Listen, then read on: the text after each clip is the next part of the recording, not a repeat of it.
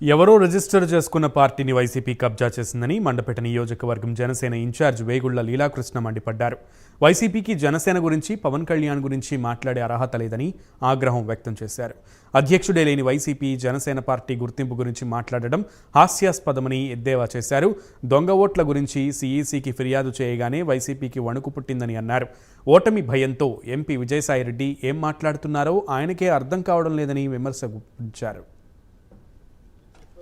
పవన్ కళ్యాణ్ గారు ఎన్నికల కమిషన్ అధికారుల్ని, కేంద్ర ఎన్నికల కమిషన్ అధికారుల్ని ఈ రాష్ట్రంలో జరుగుతున్న దొంగ ఓట్లు, అలాగే ఈ రాష్ట్ర ప్రభుత్వం అన్యాయంగా ఇతరత్ర దొంగ డోర్ నెంబర్తో, జీరో డోర్ నెంబర్లతో చేస్తున్న అన్నింటిపై ఫిర్యాదు చేయడానికి మా నాయకుడు కేంద్ర ఎన్నికల కమిషన్ కలవడానికి వెళ్ళినప్పుడు వారు సమగ్రంగా మా నాయకుడు ఏదైతే వారికి చెప్పారో వారన్నీ కూడా నిజమని నమ్మి అవన్నీ ఏకీభవించడం జరిగింది.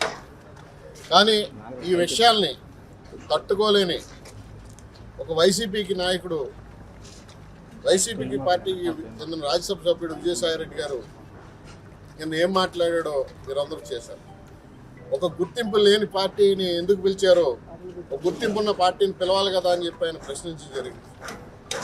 ఈ ప్రజాస్వామ్యంలో గత 10 సంవత్సరాల్లో ఒక పార్టీని నడిపించి ప్రజలకు అండగా ఉండి ప్రజలకి, రైతాంగానికి అన్ని విధాలుగా కృషి చేస్తున్న మా నాయకుడిని ఎన్నికల కమిషన్ గుర్తించడం జరిగింది.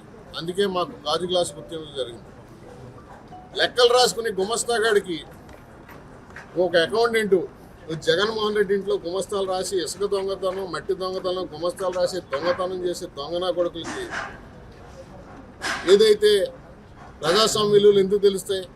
పవన్ కళ్యాణ్ గారిని ఎందుకు పిలిస్తే ఎందుకు తెలుసు? పవన్ కళ్యాణ్ గారు ఎన్నికల కమిషన్ అధికారుల్ని, కేంద్ర ఎన్నికల కమిషన్ అధికారుల్ని ఈ రాష్ట్రంలో జరుగుతున్న దొంగ ఓట్లు, అలాగే